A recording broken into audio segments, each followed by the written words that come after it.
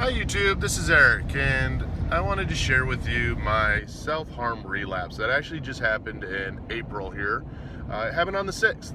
It was Friday night, and I wanted to share just because it's something that I know a lot of guys do not share about when it comes to self-harm. We self-harm too. Self-harm is different for everybody, so I wanted to share this with you. Hopefully it'll help somebody out there who is struggling that doesn't know how to talk about it.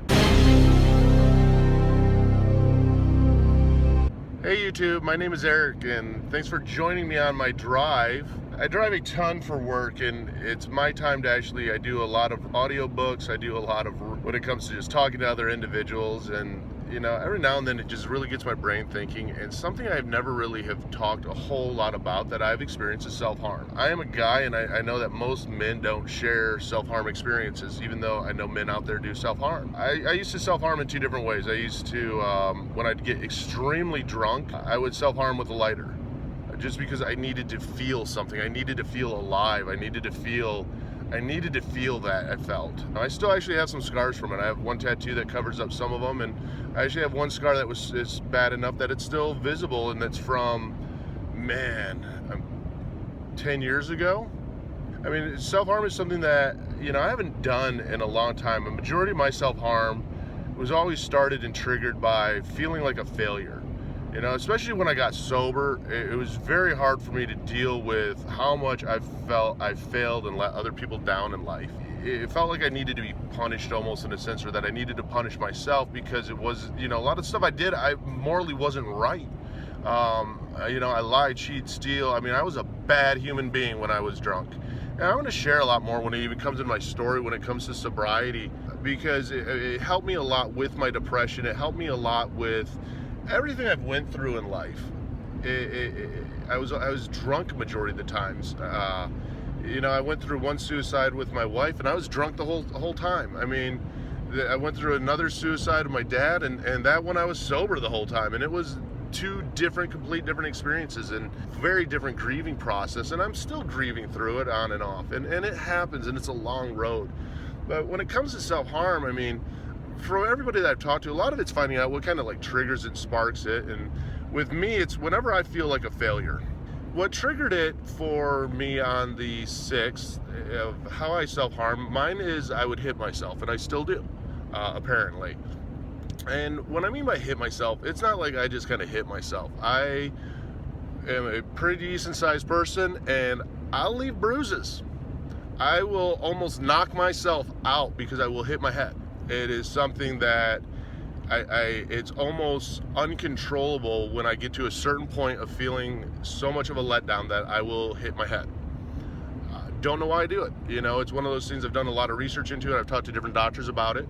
It's something I haven't done in probably over 8 years at least. But I actually had self-harmed on the 6th, and I've been going to what triggered it, and what triggered it is me still trying to work on owning my past and knowing how to work through owning my past. Because let's face it, we can blame other people for so much shit out there. I don't blame anything on anybody. Even when it comes to this relapse on my self-harm, my wife was the one that triggered it. Do I blame her? No, not at all. She didn't do it. I did it. It was me trying to work out the past. I mean, my wife went through a ton of shit when with my last relapse that I had with alcohol. I was a bad human being. I lied, cheated, and stealed. I mean, I was not a good person, and I put her through fucking hell. And we still work through that. And I can tell you this right now: if you are watching this and you are a spouse of an addict, do Al-Anon. At least try it out. It's based around non-alcoholics, non-addicts, non-opiate users, of how to really keep that marriage or that relationship going, with a family member or a friend or a loved one. That the life differences between when they're sober and when they're not, because when we get sober, I can tell you this, we try to make amends for our past and own up to all of our things. And it's a very different, though, experience for the people that we put through the nightmare. Because, let's face it, there's always that fear of relapse. There's trying to come to terms with something that somebody did when they weren't thinking clear. It's a difficult time. And what ended up setting it off is my wife ended up having an asthma attack. She ended up waking up, and I helped her, calm down from the asthma attack, got her inhaler, and I accidentally ended up spilling the water. And she wasn't all there, especially if anybody's ever just woken up, in the middle of the night at 1:30, 2 in the morning. You're kind of groggy and not all there. And she was a little upset that I had spilled the water, and she had taken some sleeping aids, which typically help her sleep all the night way through if she's dealing with her anxiety. But in this case, it was a little bit different. She ended up, waking up but not waking up, because unfortunately, she didn't remember it in the morning. And, I don't hold on to her. We talked about it, and everything's good.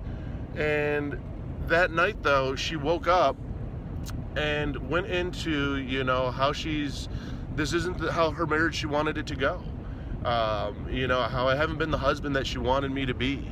How I was a very terrible person, and I don't always listen the best, and I don't always share the best, and I'm not always the best communicator. And she just started really letting go of a lot of her frustrations, and I didn't stop her, and I wanted her to share them. The thing that I allowed it to get to me, though, is got to the point that I started having so much negative self-talk that I felt that I needed to be punished for this, not just, somebody venting on me or verbally telling me what was wrong, but I needed to feel the pain for it. And so I started to literally hit myself to the point that I almost passed out from the blows that I was able to do to my head. And it sucked. I hadn't felt that way in a long time, of just that I felt like a complete and utter failure. My past is thrown back up into my face, and it's not in a bad way. Like, I need my past to always be in my face, because I need to know what happens if I relapse. I need to know what happens if I pick up that drink again, or if I decide to put myself in a compromising situation that causes me to relapse. I need those. And so I hold no harm to her on that, and it's not her fault, and I don't look for pity for it. I just want to share that amazing things can trigger, a relapse, especially various reasons for self-harm. I mean, my biggest thing for self-harm was, again, I had to be punished. I had to feel the pain that I'd caused other people. And it is the easiest way that I know how to feel pain. In fact, even just talking about this right now, like, I would hit myself on the side of my heads here. And man, it hurts when I do it. I mean, imagine just standing with me, and we're just throwing blows at each other, not trying to block them. And I have to calm down and walk away. And there's different exercises, such as I walk in a circle, and I'll start doing affirmations that will help me calm back down. I focus on my breathing. That helps me calm back down. I will smoke a cigarette, believe it or not, that helps me calm back down. And if it gets bad enough, I'll throw on music, and I'll go take a walk. That'll help me calm back down. And it helps me get my thought process focused off of just the negative on into the more of a woosah. It's okay. It's the past. You own it. Just keep moving forward.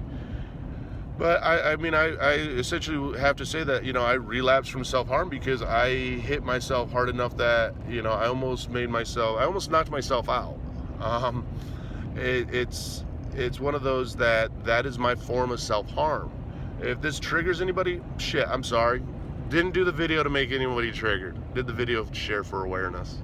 Especially when it comes to, addiction. It's something that I'm very big on talking about, because, as an addict, we can't literally play the pity card. We have to hold ourselves fucking accountable. I hold myself accountable for that. If, I should have walked away when it got too intense, that I realized that I was going to go down that path, and I didn't. It's no one else's responsibility but me. Because it's funny when we watch, we place the blame on other people. The blame always can essentially come back to us. Why? Because we can walk the fuck away. And we should. And it might seem rude at the time, it might seem mean at the time, but you know what? You do both people the benefit. And then come back when your head's a little bit clearer. And if it gets too intense again, walk away for 5 minutes, 10 minutes, and then go back. It's something that I should follow my own advice sometimes, and I don't. But I did end up relapsing because I hit myself that hard. I put myself in that compromising situation that I allowed myself to stay there too long, to have too much of, my past brought back up at me and brought back to the light. And not was it thrown in my face, it was just, because there's nothing thrown in my face. It was my past. It's the shit that I did, the evil shit that I did, the mean shit that I did, the not giving a fuck shit that I did, that was brought back up to light that makes me have to re-own it again. I hadn't done my job of owning up to this shit for a couple months. And so hearing it again was painful. And it reminds me that every single day, I have to remember to own my shit. I have to own my past every single day and not let it control me. Being who I am, I can't let my past control me. If I let my past control me, I'm just going to be fucked. And it's my responsibility, no one else's, to own my past and just keep moving forward and realizing that's not who I am, and show every single day that that's not who I am.